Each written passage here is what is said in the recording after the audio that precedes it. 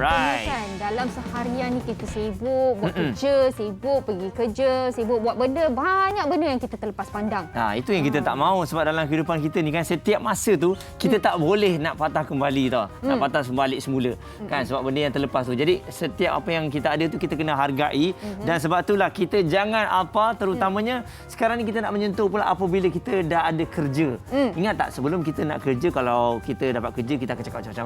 Kau dapat kerja aku nak belanja mak ayah, nak simpan dan sebagainya. Tapi bila dah dapat kerja kadang-kadang kita lupa nak buat benda yang kita rancang tu. Iyalah, maklumlah sibuk kan. Lepas tu kita alfa, kita lupa segala bagai kan. Jadi ini dia hari ni kita nak sekali lagi nak bagi anda reminder. Untuk anda jangan alfa dan kita dah dapatkan seorang tetamu bersama dengan kita untuk sama-sama kita kongsikan tips-tips yang sewajarnya dengan anda. Jadi di atas talian kita sekarang ni ada Nik Kamal Nik Othman selaku perunding kerjaya bersama dengan kita. Hello, selamat pagi.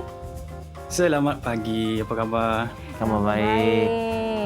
Jadi ini kita cerita mengenai jangan apa jika dah dapat kerja ni. Jadi kita nak fokuskan mengenai kerja kita. Kadang-kadang kita tengok kerja kita ni kita dah kerja lama. Tapi kita rasa macam tak puas, kita rasa macam tak seronok.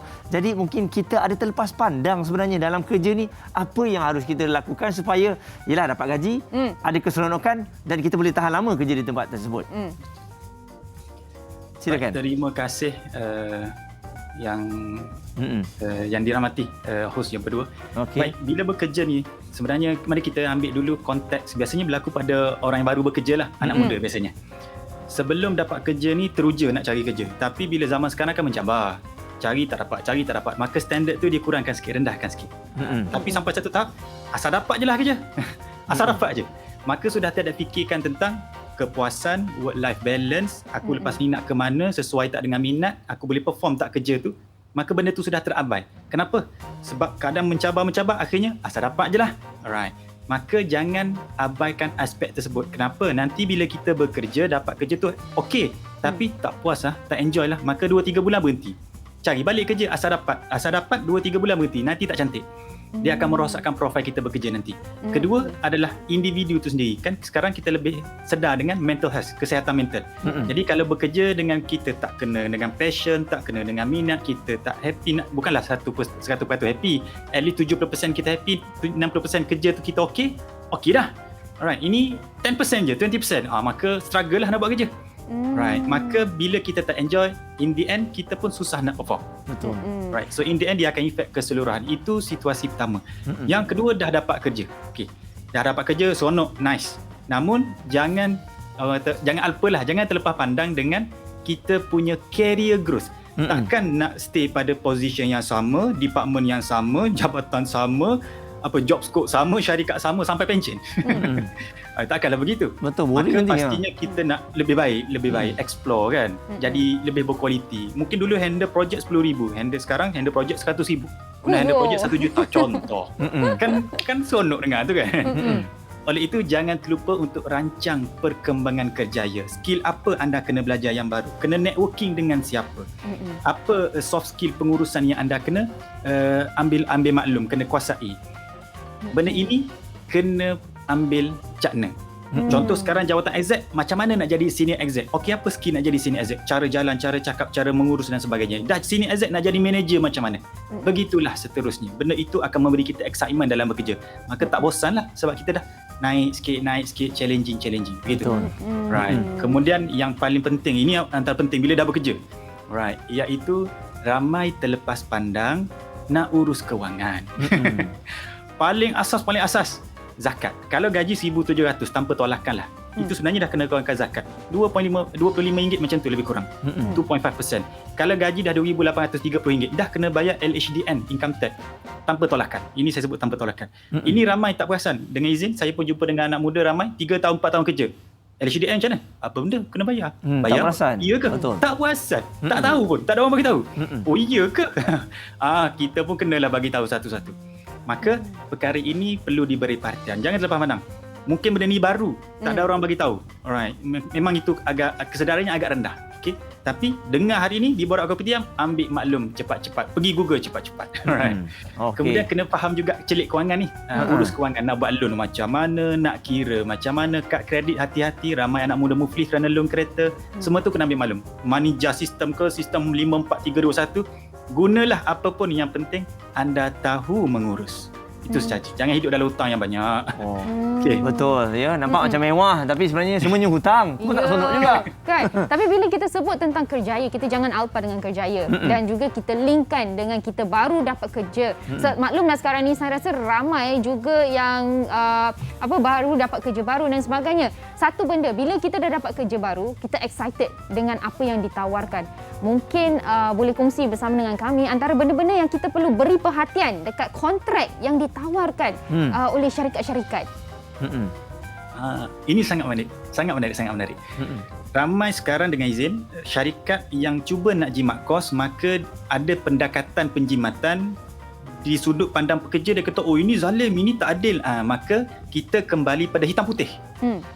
Hitam putih itu kontrak kerja. Maka kontrak kerja ni jangan risau. Kita boleh cakap dekat bos, saya nak ambil dulu kontrak kerja, balik rumah, esok saya bagi balik. Mana kata kita balik study, tanya orang HR, tanya peguam dan sebagainya. Apa nak perhatikan? Okey, antara yang perlu perhatikan, biasanya kita perhatikan berapa gaji jawatan apa, job scope apa. Okey, sebab apa job scope? Sebab itulah KPI kita. Macam mana mereka nak ukur kita perform bekerja? Tengok job scope lah. Dalam hitam putih.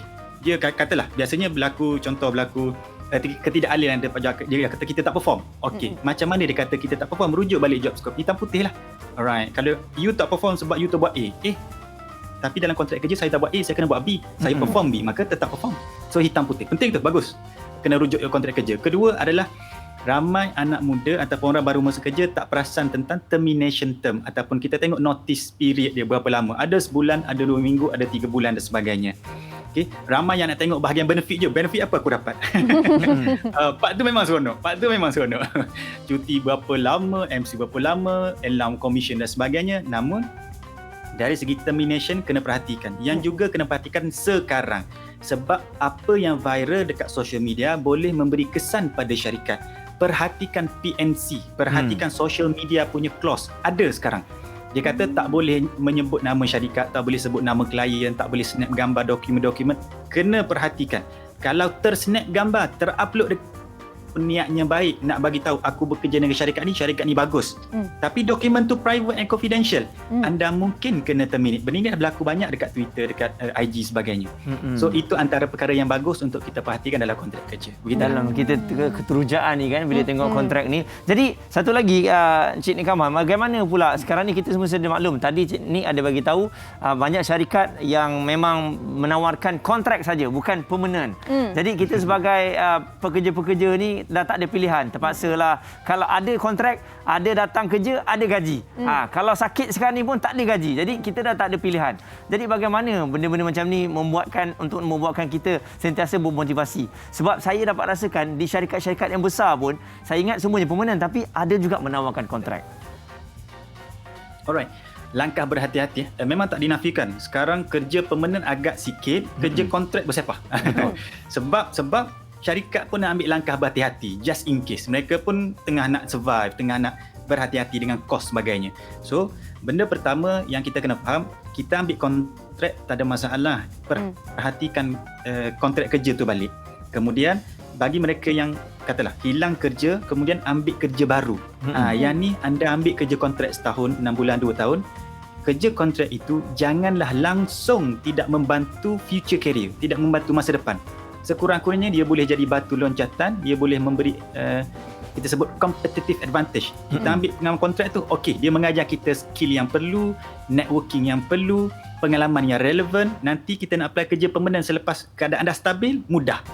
Jangan ambil kerja kontrak yang tak berkaitan langsung. Right. So itu yang boleh nak saya advisekan lah.